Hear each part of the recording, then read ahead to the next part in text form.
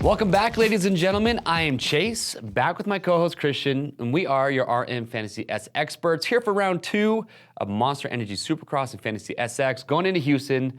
But A1, it's in the books. Done and over with. Big surprises. News. Lot to talk about. We got a lot to talk about. That is right. So, without further ado, let's just jump right into the action. Let's get it on with our race recap. All right. So A1, it's in the books. What'd you think? What surprised you the most? I mean, there's a lot to feel good about, a few things to feel bad about. I'm happy, first of all, that Ken Roczen came out, made it clean. Yes. It was all good. Absolutely. And just so the viewers can see out there, let's see our top 5 here. Muskin came out on fire with the win. Swinging. Anderson right behind him. Yes, sir. Ooh, Bringing the big heat. surprise right there. I don't think Barsha. anybody, maybe a few, saw that coming. Barsha. And there's your boy, Ken Roczen, killing it. Yep. Another big surprise, Weston Pike. Pumped on him. Yes, sir. And Justin Brayton. Justin Brayton. In the wild card at wild 7th. So there they are, ladies and gentlemen. Those are your top 5, including the wild card. Wild card was 7th place last week. Interesting fact is Brayton qualified 7th. Took 7th. Took 7th. Barsha, second most surprising. Yeah. Qualified 3rd. Took 3rd. Took 3rd. So watch qualifying. Yeah. So, what do we got here? Give us some stats, some points. Break it down for us real quick. The average score was a little over 24 points for everybody. No perfect score. I mean, that's 62,000 picks. No perfect scores. Only one person got 5 out of 6. The Tomaculate disaster had a lot to do with that. We'll get into that. I mean, a third of people had him in first place, so that destroyed a lot of picks. Okay. And Weston Pike, probably the biggest surprise. Less than 1% of people picked him in the top 5. So. Less than 1%. But than you, 1%. my friend, I was part of one of that 1%. Yeah, I was Congratulations. high up on Pike, so. And Christian kicked my butt this week. I got 10 points. That's probably the week of my I life. watched Tomac hole shot it, and I'm sitting there thinking, dude, I'm sitting pretty. I'm about to I'm going to get some points. And then we'll talk about it. He crashed out. He did what he does. But we did have a couple injuries you guys need to be aware of going into Houston. So Dean Wilson, shout out to him, had a real bad crash in his heat race. Our rider, Benny Bloss was a nasty crash too. it was bad, but luckily Benny, he's on the mend, should be back here in a week or two. So just so you guys know. And then Justin Bogle is out, not racing Houston either, but he has a fill-in rider. His bike will be there. And who will be on it? The Predator. The Predator himself, a Stewart sighting at Houston. So Malcolm Stewart coming back should be exciting. All right, so there you go. That's the race recap. Those are your top 5, including your wild card. Those are the stats. But now we're heading into Houston, and we have some really good stats that you guys are going to want to know. So here it is. This is our track trends. So going into Houston. Yep. Taking a few years off. Last race there was 2015, which probably come to a surprise to a lot of people. Cole Seeley won. Really? So keep him on your radar. He qualified 3rd, so if he's qualifying about that range, he might get hot again. And Tomac podium. Grant took 4th. Reed took 5th. So a lot of riders that are still out there did good there the last time we were there. Okay, and this is back in 2015. So it's been a few years since we've been to Houston, so I'm excited to see. Be something new and exciting. Barsha's actually had a 2nd place finish in 2014. Yeah, so can he ride the podium streak? He seems to do it. That is a big question we're going to talk about here in a second. Is Mr. Barsha a title contender? Is this guy a safe bet for real? top 5? Was it a fluke? Who knows? We'll see. Yeah, but with the track layout, if you guys haven't seen it already, kind of cool. So what I hear is Houston has really good dirt, so tacky.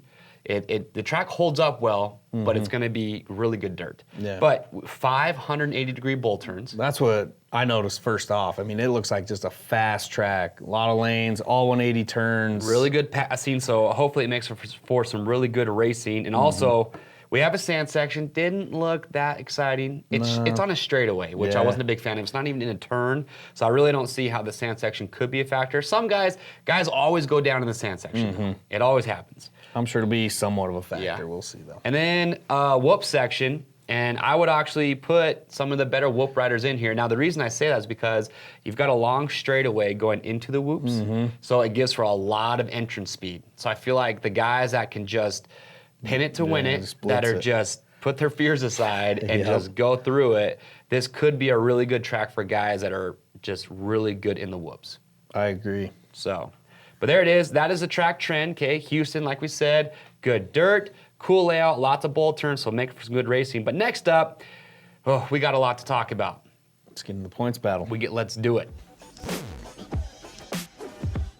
So to get started with our points battle, we got to talk about the obvious, because what everyone is talking about. The 3 or 4 riders that are in the bulk of picks, the easier picks, just deciding where to put them. The title contenders, right? Exactly. So first one we'll talk about, Mr. Tomac. I was on the train from last year, and it was a good train to be on. Yeah, dude. Had issues at A1, so. Just a silly mistake. I really don't know what was going on, but I guess his pants got ripped off by his rear tire. He crashed, endoed a bit. It looked like it grabbed his possibly pants. A hurt shoulder. Yeah, So it was a rough night for the Mr. Number 3, and as we said earlier, 1/3 of everyone out there had him to win. So I wasn't the only one who was just completely let down when I saw him crash. Yeah, no, that hurt points big time. So Tomac's down 25 points. However, interesting stat. So Tomac, every time he finished 8th or worse last year, he came back and took first. Well, let's see. So he did it 2 times, right? He did it 3 times. He did it 3 times where he took 8th or worse and then came back and won the race. Well, 2 of the times he won, the 3rd time was in Vegas where he took 2nd. That's right. Which technically he could have won. He was trying to derail Dungy. So if you're going off of what Tomac did last year, technically he should win this weekend. I'm banking on it, actually. I mean, he has got to be more fired up than anyone right now. Okay. I mean, plus anyone else down by 25 points is shattered their dreams or whatever. He's not going to be afraid of that. From here on out, he has to win. Yeah. Like, he can't take 4th or 5th and be like, yeah, it was a good night. We saw his legendary streak last year. I don't think did. Any chance he's out of the championship running still. All right. What about Mr. 25?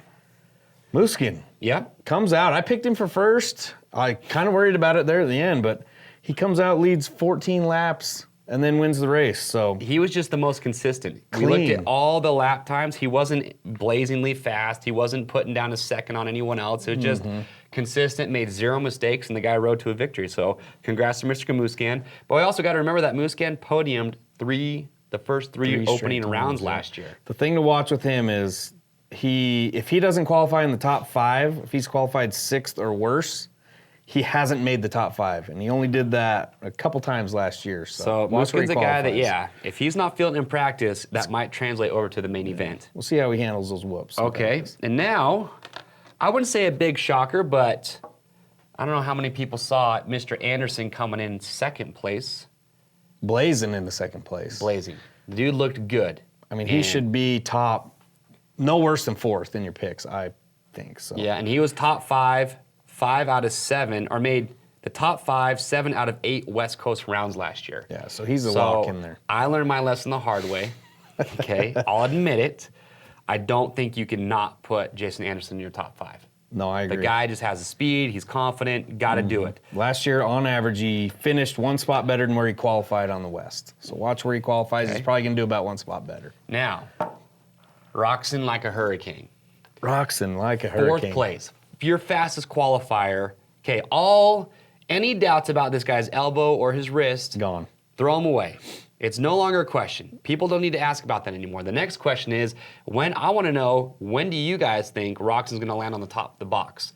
Because my opinion, I actually have him to win this week. I thought about it. I thought long and hard about it. Where I think round 1, he kind of had the reins pulled back a bit, take it easy, just get out clean. Now it's like everything's good. Let's go win some races. So, but you don't have him to win this weekend. I don't have him to win, but I thought long and hard about it. All right. Well, I want to know what our fans think. Yeah, I want to see the Roxon fans out there. Who's picking him for first? Why? I think Roxon figures out his starts this weekend. There's no reason he's not winning. No. He looked good. Unless Cooper Way has something to say with it. Because I guess there's some friction there, and I don't know the story. A little weirder. But, so there it is. Those are our title contenders. That's our points battle. Our top 4 guys we got to talk about every week. But next, we got to talk about a really important section because it proved last week we got spoilers to talk about, which is where riders who you might not think are going to be there come out and surprise you. And we got 2 specifically from last week we're going to talk about as well. So next up, it's our weekly spoilers. All right, so we're heading into Houston. There's a couple riders made in the top 5 that are a lot less picked than the other ones. Yeah. Pike and Barsha, which brings me into Weston Pike for Houston. He came in 5th place. He had a strong start, strong showing. Qualified didn't go that well. Qualifying was 15th. I mean, he qualified 15th, finished 5th in the main. Nobody had a better difference than that than him. Okay. In A1. So he's proven, don't worry about his qualifying. He can be up there and do it any race. But with that being said, my advice is to put him away for this week. He doesn't have strong history in Houston. I think his last 2 races, he finished 20th and 22nd. And I don't know. I just don't feel the magic that I did last week. You think Houston cursed him or something? I don't know. I mean, I'd love for him to prove me wrong. All right. Sure, well, that's Christian's take on it, but it's up to you guys. I want to see who's going to run back to Pike. Let me know if you think he's going to charge back up there. I know people don't like to pass him. If he gets a good start, he can stay up there. Okay. So. Who else you got for spoiler? A guy who didn't make the top 5 last week, but I'm pretty confident we will this week. Is Cole Seeley. Missed it by 1 spot. He missed it by 1 spot last week, taking 6th. He won in Houston in 2015. He only missed the top 5 1 time in 6 races on the West last year. And he's qualified as far back as 11th and on the West and still made the top 5. So he's kind of like a mini Pike where you don't really have to worry about his qualifying as much. His average start's 4.67 on the West Coast last year. And that's a pretty good stat for me to put him in my top 5. So your 2 spoilers for the week? All right. Well, my first one. Bam Bam himself. Mr. Bam Bam, Justin Barsher. Probably one of the biggest surprises because I think everyone was talking about Cooper Webb. Yeah. Which, if we talk about Webb, he was kind of where we put him. He was who we thought he was. A web of lies. I mean, there's a lot of people who are calling us out. Yeah, giving us a hard time in the comments not putting him in top 5, but qualified 9th, started 8th, finished 10th. So I think there's a new blue rider to watch out for. Could be. But anyway, so Bam Bam, watch where this guy qualifies. If he's feeling it in qualifying, the dude's going to be fast in the main, and he's good at starts. So that's what I've got. And then also, another spoiler, so Brock Tickle. A lot of people didn't even notice what he did last week. Tell him what he did. So Brock Tickle finished 8th. However, he started in 17th. Horrible start. Nobody made more passes throughout the night. So Brock Tickle passed the most riders in the main event, which means he was flying, he's confident. He's got speed. He needs to figure out starts. He's never been a strong starter, he's not known for that. But if this man gets a start, I mean, he's got the speed, yeah. He could be in the top 5 easily. So those are kind of my 2 spoilers. And also, you can keep a lookout for Blake Baggett. We talked about him last week. I had him in my top 5. Yeah. Rough week for Blake, but do not count that guy out. You know they're going to figure it out and get it rolling soon. He's going to rebound, so we're looking out for Baggett. But those are our weekly spoilers. Again, guys that might not be the safest bet you didn't see coming, but you could put these guys in your top 5, and a lot of people wouldn't say you're crazy. Yep. So now let's get into it, because what position is the wild card this week? 12th place. Ooh, we got to talk about it. Coming up is the wild card watch. All right, heading into Houston, the wild card's 12th place. A really tough spot to pick because there's riders that can move up to that spot. There's riders that can have issues and fall back to it. Yeah, and Baggett got 12th last week, but I would not. I don't feel safe putting him there again. I think he's better than that. And I think that was kind of a fluke. So the rider I'm picking as of right now, Vince Friese. He finished 13th last week, started 15th, so he's just kind of around that range. Okay.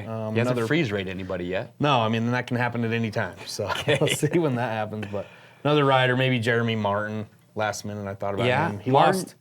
I mean, he had a good start, 3rd, and I think he fell back to like 11th. Qualified 10th, finished 11th. He could fall back. Yeah. I don't know, Said he got tired. Or what. All right. Well, 2 riders that I have, and we thought this man was showing up on a green bike. So weird with Nick Way's number. I know. I can't get used to it. Do you think Way is like, I don't know, it's weird. It's just weird. It's going to be weird seeing it out there. But Malcolm Stewart, he will actually be on JGR Factory Suzuki, filling in for Justin Bogle. So he will not be on a Kawasaki. But I know there's a lot of people out there that with their hearts want to put Malcolm up there close to top 5. I just don't see it happening. Don't do it. Okay, if it's anything like last year, he has the speed. This guy will put down a heater. He will qualify good. Or not good, he will qualify well. Yeah. Proper English. I mean, his best finish last year was 9th. But the man, I don't think, has the conditioning. So do not put him in your top 5. I think 12th place would actually be a pretty good place for Malcolm coming back for his first race. The other racer I have, Father Time. Chad Reed himself. Yeah. So Reed, last week, finished 15th. He qualified 20th. Yeah. But as the ankle heals, gets better conditioning, Reed is easily a 12th place guy. So that's another rider that I think for a wild card this week, I think it would be a good pick. What do you think? I agree. I'd like to see him doing better, but that's probably about where he's at. All right, so comment below. Do you guys think we're close? Do you think these are good candidates? Who do you think would be a good pick for the spoilers? Because that's going to help a lot of people out that are looking to make their picks.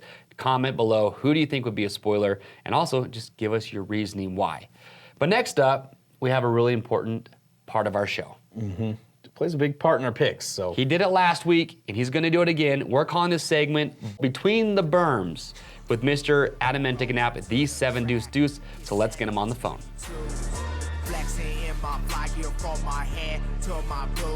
All right, everyone, so here it is, the segment that we call Between Two Berms. And we have got the 7 Deuce Deuce. He is back on the phone with us. Adam, what's cracking, man? What's up, guys? Just landed in Houston, ready for another round of Supercross.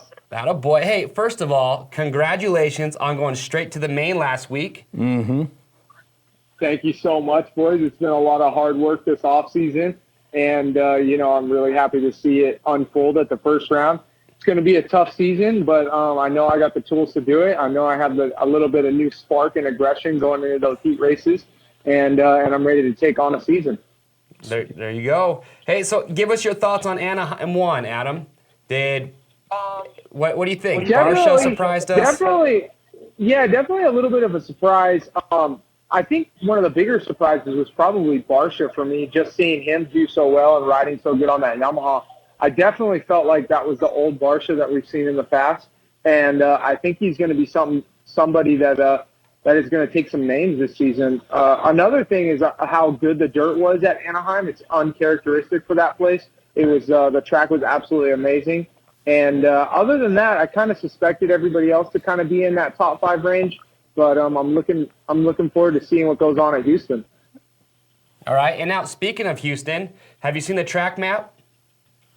I did see the track map. It looks really, really technical. A lot faster than last weekend. I've seen all the rhythm lanes going back and forth. It honestly looks like it's kind of a new direction and a new layout. So I'm not exactly sure what's going to happen, but it's definitely going to play to a more technical rider for sure. Okay. So give us a rundown real quick. Who do you think is going to shine this week? Are we going to see a repeat of Anaheim 1, or could we possibly see somebody else step up and crack into the top 5? What do you think? There's something that's cool about Houston, and that is it has one of the best dirts all season. We haven't been there in a while, but the dirt is absolutely amazing, and I think that's going to play in favor of a lot of those East Coast Florida guys that have been riding back there, like Kenny, Muscan and Anderson and all those guys that ride at the Baker factory, and I know Kenny has a place like that. But, it's just such good dirt. And the other thing is, you gotta see how good Barsha did. He's gonna want to win. He's seeing where he's kind of at. He's gonna get good starts. I feel like he's always kind of got good starts. Barsha's looking for a win.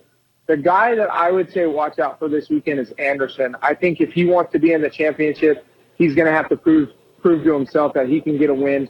And at the second round is the place to do it. Right on. Well, there you guys have heard it. The 7 Deuce Deuce saying Mr. Anderson needs to get the job done, and he has said it. Do not be afraid to put Barsha back up in that top 5. Now, one last question for you. Last week, of all the riders that you thought didn't do as well as you were expecting, who do you think is going to have the biggest rebound? Say a Baggett or a Webb? What do you see happening? God, that's so hard because I really expected Baggett and Josh Grant to do quite a bit better. It seemed like a series of unfortunate events for Baggett. He looked fast, but it just wasn't – he didn't quite have it that night. I'm not sure what went on. And Josh, I felt like all the practice videos I've seen, and I've seen him out on the track, he seemed to be going really good, and he didn't have that great of a night either. So, either one of those guys, I would say Baggett or Grant, look for those guys to step it up this weekend and do something good. Like it. Right on. Well, hey, Adam, we appreciate calling in again. And people love the inside info. Absolutely. It definitely helps to get the racers' info. Sometimes it works out, sometimes it doesn't. It's almost like if you know too much, it hurts you a little bit, but at the same time, it can work out in such a good benefit. I know all the guys and how they're doing, and and I hope Tomac gets better. That was a weird little crash that he had this weekend, so that's going to be interesting to see what he does and see how the championship unfolds. But other than that, good luck to everybody on their RM Fantasy SX picks, and I'll see you guys next week. Sweet. Right on, man. Well, we appreciate it, and good luck this weekend. Thanks, boys. All right, we'll talk to you soon. Bye. Bye. So there you go. That is Between Two Berms. What'd you think? That was interesting. I wasn't really banking on the dirt being more East Coast-ish. I hadn't really thought about that, but... I guess I read in an article that Jason Thomas posted from Fly that, yeah, they said it's some of the most really tacky dirt. You always think of Texas like Dallas. That was always a super slick stadium. So, yeah, I was actually caught off a little bit when they said, yeah, it's really tacky dirt. But just kind of forget about it, and it's good he brought that back up. Just kind of think about that when we put our picks in. So, well, there you go, guys. That is Between Two Berms with the 7 Deuce Deuce. You know what time it is now, right? Time to lock those picks in. Let's lock them down. All right, dude, it's a moment of truth. I need some serious redemption from last week because I look like an idiot. Yeah, that was ugly. Well, Tomac made me look like a foolish man. So I'm a little upset, but I'm going to get redemption. But this week I've changed it up a little bit. Yeah. I know he took 4th last week, but K-Rock, dude, he's going to do it this weekend. All bets are off. He's going back to the top. He's going back to the top, dude. He's already shown his shoulder, his elbow and wrist are good. He's going to the top. Pretty cool Jason story. Anderson, the 7 Deuce Deuce, he just talked about it. He needs to show that he can win, but unfortunately, I think his win's going to have to wait one more week because Roxon's going to do it. Got it. Muscan, put him in your top 3. You can't put him any lower. I'll agree with that. Not right now. Now, this one is the big question mark, folks. Eli Tomac. Watch qualifying times for this guy because, one, make sure he shows up. Don't assume he's going to be there. Watch qualifying times, see where he's at because I am curious to see how that shoulder's doing because nobody has heard anything.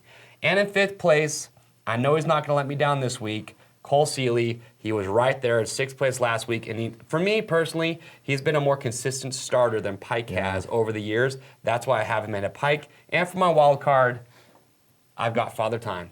Mr. Chad. I think he improves a couple spots from last week. I think it's doable. Okay, what do you got? Barring anything crazy happening on Saturday, I'm going off that stat we had with... if he gets 8th or worse, he comes back and wins? I'm going back with that. With Okay. Tomac for the win. That's crazy. Then I'm going... Muskin's just too smooth right now. You can't put him any lower than that. And then, let's go. I'm putting Roxon up to the podium. Strong showing. Okay. Anderson, more of a risk. I feel like he could get into something there. Okay. So I'm putting him a little farther back. Tacky dirt, dude. He's going to fly. Yeah, All right. just that many 180s, I don't know if he's going to get in the mess. So. Okay. Then I agree with you on Cole Seeley for 5th. Chad Reed, I love him, but I'm moving with Vince Freezy.